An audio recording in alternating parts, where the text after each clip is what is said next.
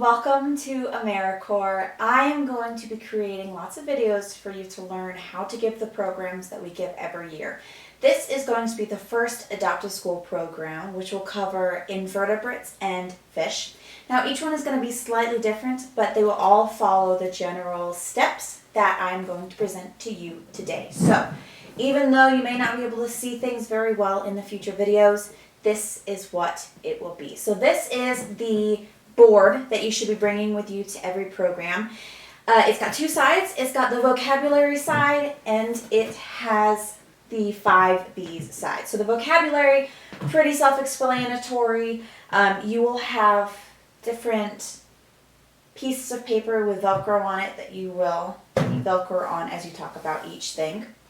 The 5 B's are body, blood, breathing, bones, and babies. That will help the kids kind of differentiate each kind of animal from each other. So for body, for example, it will talk about what covers the body of an animal. So for mammals, that would be hair and skin. For invertebrates, that would be skin or exoskeleton. The blood will talk about whether something is warm-blooded or cold-blooded, or endothermic and ectothermic. We definitely try and focus more on the scientific words because warm-blooded and cold-blooded are kind of misnomers. Breathing talks about how something gets oxygen. So for mammals, we'll use lungs. For fish, they'll use gills. For invertebrates, they could use gills or their body surface, etc.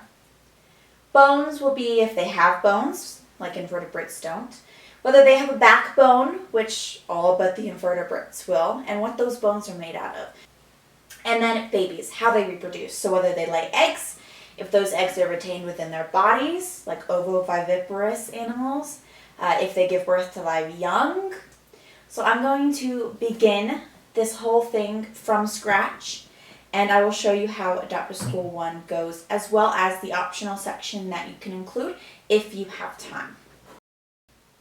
Hello, my name is Emily, and I am an AmeriCorps member at Balsam Mountain Trust. It is my job to go out to schools just like yours to teach you about nature. So, before we begin, let's go through some vocabulary words.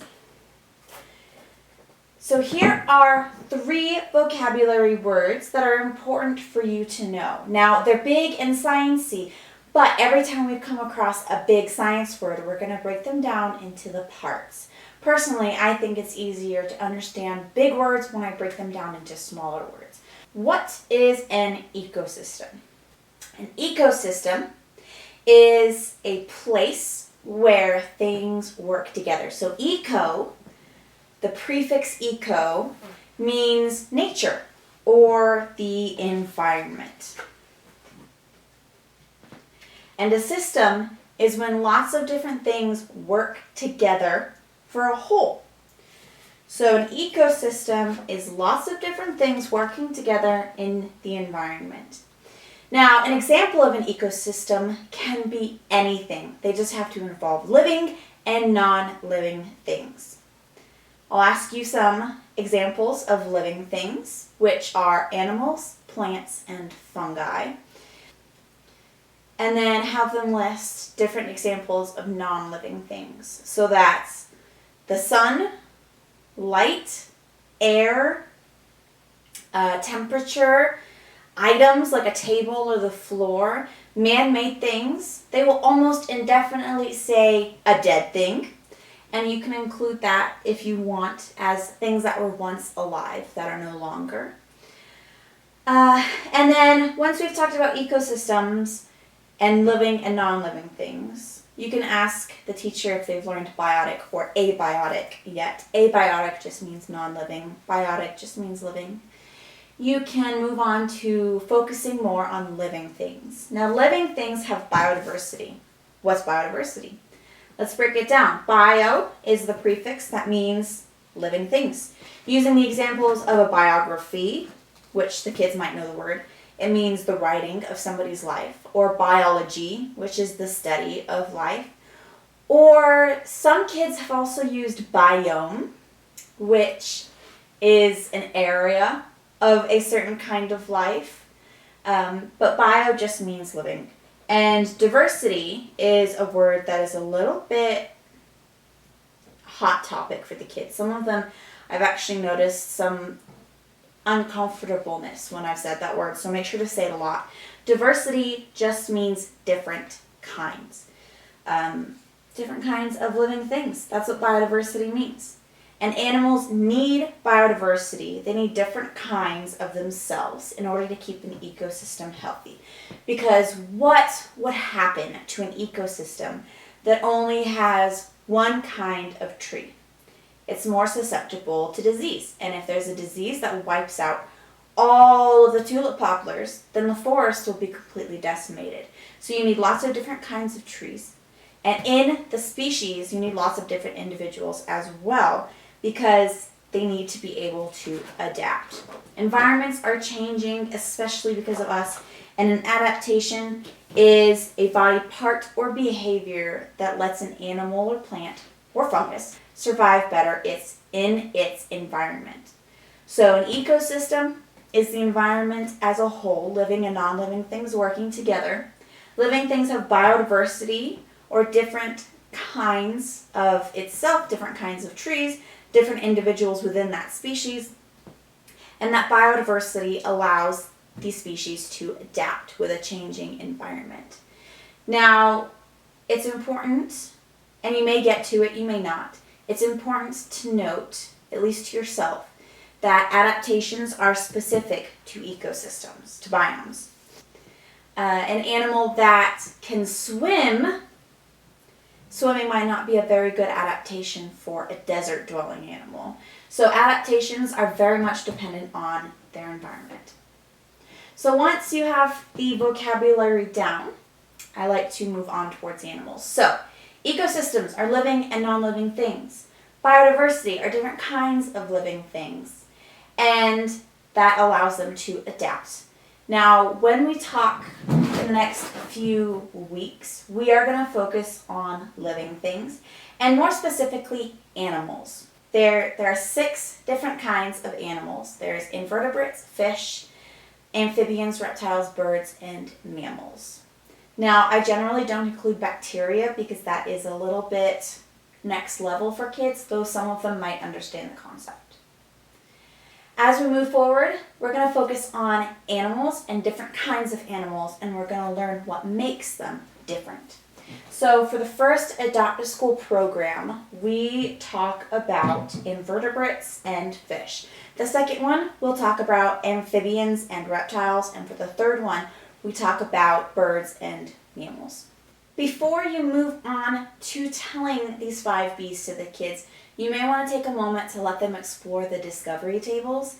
Those are the 2 tables that you have set up. One of them has invertebrate biofacts. The other one has fish biofacts. Give them 5 minutes for each, switching halfway between, to explore and remind them to keep an eye open for these 5 B's.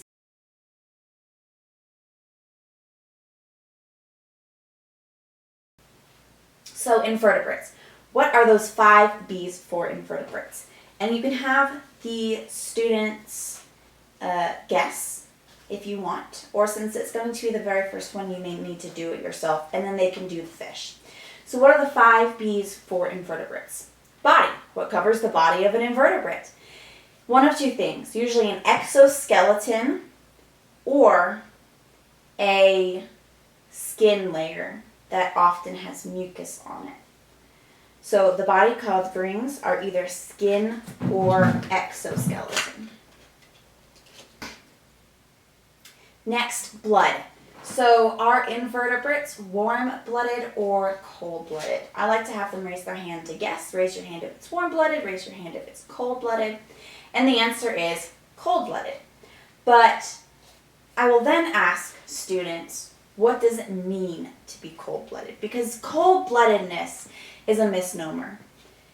Because something is cold-blooded does not mean that it is cold to the touch, does not mean that it likes to be somewhere cold or likes to be somewhere warm.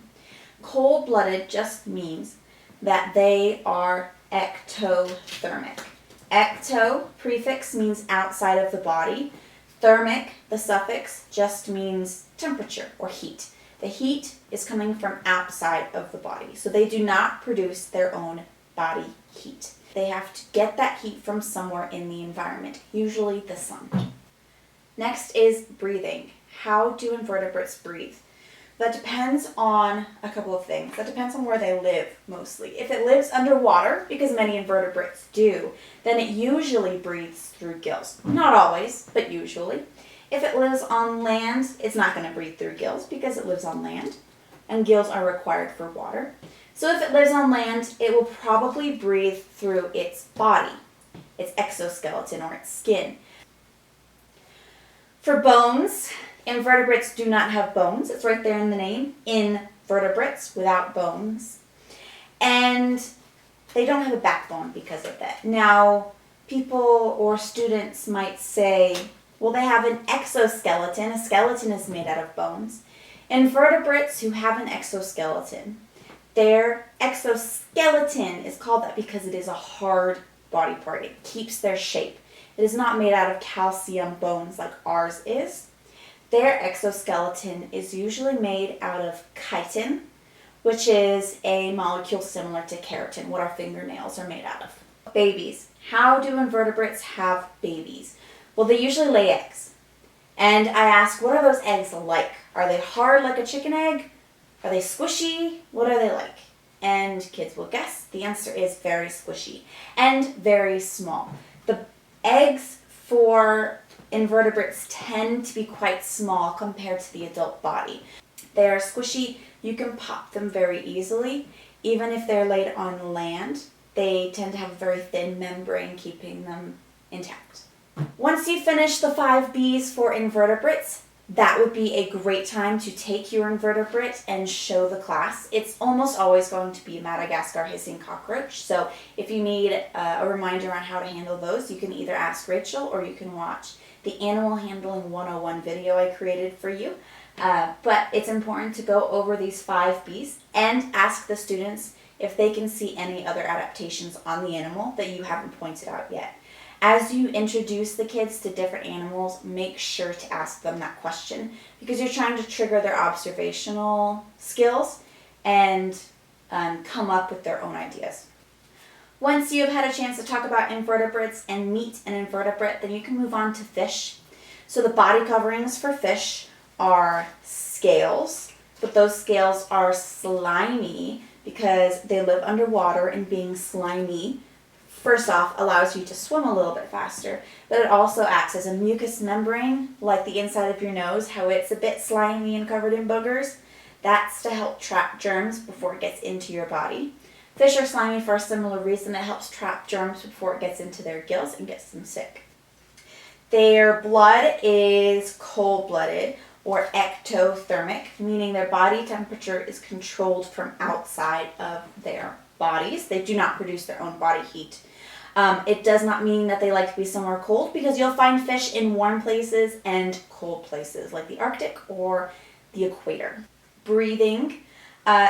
Fish breathe through gills almost exclusively. There are some kinds of fish called lungfish that may gulp air, and the swim bladder on some fish are modified lungs. However, that might be a little bit advanced for 4th graders, so you can stick to gills. All fish have gills, even if they also use lungs. For bones, this one is a little bit crazy because there are some non-bony fish. We generally would consider those invertebrates for this space. So when we talk about fish, we mean the bony jawed fish. So perches, bass, stuff like that. So for their bones, they do have bones, and they do have a vertebrate for the fish that we're talking about in this class. It's important to note that sharks are fish. They are a little bit different. Their scales are a little bit different. They're more sharp, or the same materials teeth are made out of. And their bones are not made out of calcium like regular fishes or our bones. They're made out of cartilage, which is the same stuff your ears and the tip of your nose are made out of. However, they are hard cartilage, much harder than your ears and the tip of your nose. And they do the same thing and they create the same structures, so they do count as bones. They are just slightly different than what we would usually think of as bones. Lastly, babies. How do fish have babies? They lay squishy eggs in the water. Now, all fish have eggs. However, some of them, if your kids seem like they can handle this bit of information, some of them will retain those eggs in their bodies until they hatch, and then they will, what seems to be, give live birth. Sharks are a great example of this. There are some sharks that will retain those eggs in their bodies until they hatch. Not all, of course, but some. That will also happen with some other animals, including some reptiles, like the boa or the copperhead. But again, that might be a little bit above 4th grade level for some classes. Now, unfortunately, we do not have a fish animal at this time.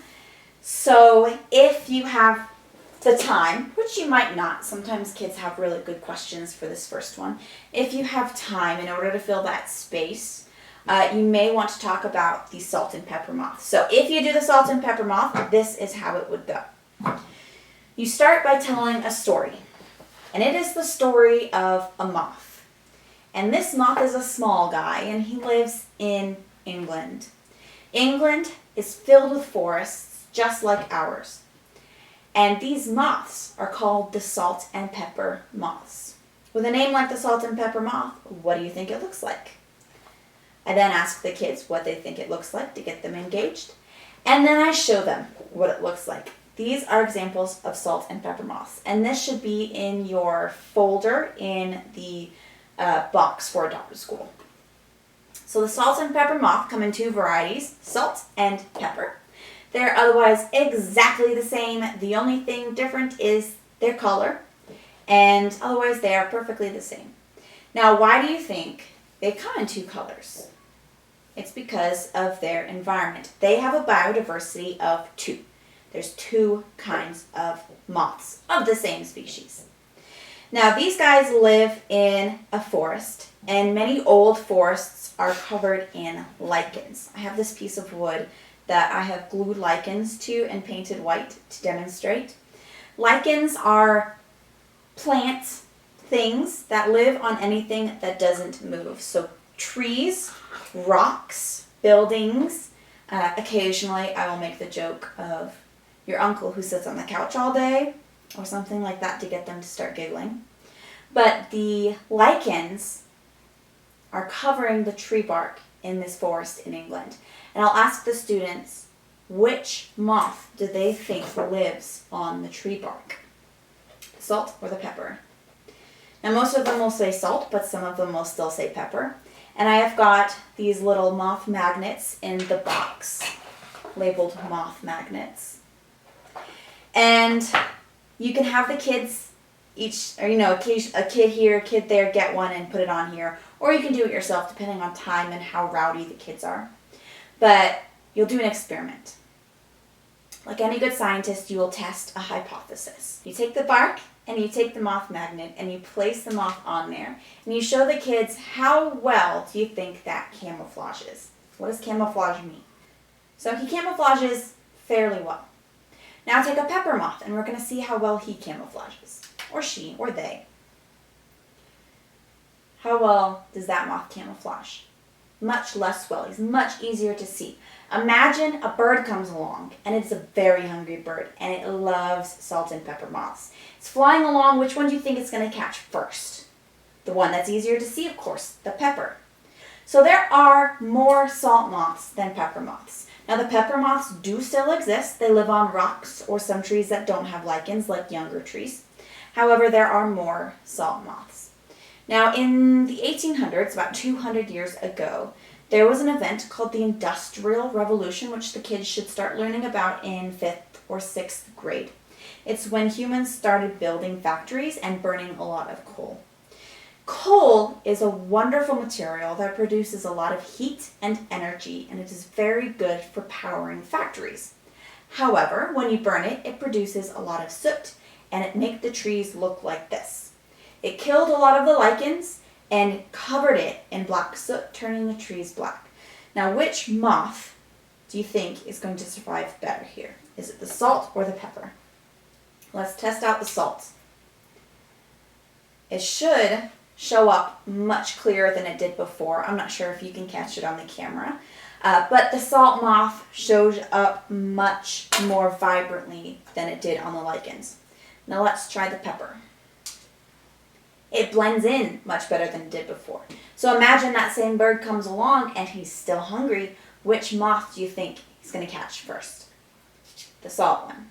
So which moth are there more of now that the environment has changed? The pepper. Luckily, humans have learned the errors of their ways, and we are not burning as much coal as we used to, which means the air is getting cleaner. There's less pollution, and the lichens are coming back to the forests of England. Now, the salt moths and the pepper moths are in about equal numbers because of this, which is great. They still have that biodiversity. Now would be a great time to ask students what they think would have happened if there was no biodiversity to begin with, if there was only salt moths in the forest when the forests turned black and sooty. What would have happened to the species? Well, they would probably all get got by birds, and if they all get eaten by birds, the species is probably going to go extinct. So is biodiversity a good thing? Yeah. What would have happened if all the trees turned green? Would either moth survive very well? No, unless there was a third kind of moth that was also slightly green, the salt and pepper and relish moth. So the more biodiversity you have, the more resilient you are to a changing environment, and the less likely your species will go extinct if that environment changes. That is the real takeaway from this lesson, this story, is the idea that biodiversity is good and it can help you keep your species from going extinct as an environment changes. It also aims to highlight that human-made changes are happening very frequently lately, more so than they would naturally. And it may also touch upon the idea that even though the two moths look differently, and this is a little on the nose, even though the two moths look differently, they are the same, and there's nothing different about them besides how they look. So if you have time, the moth story is a great thing to fill the time. And if you don't get to it, that is absolutely okay. Just do your best to get to it. If you don't get to it during the first Adopt a School, then you may want to bring it with you to the others in case you get a chance to bring it up then. If you have any questions on how to give an Adopt a School program, please make sure to check out the notebook section of the SharePoint, other videos in this YouTube channel, and you are more than welcome to ask me. I believe I put my cell phone number on the SharePoint, and we are more than happy to help out as much as we can.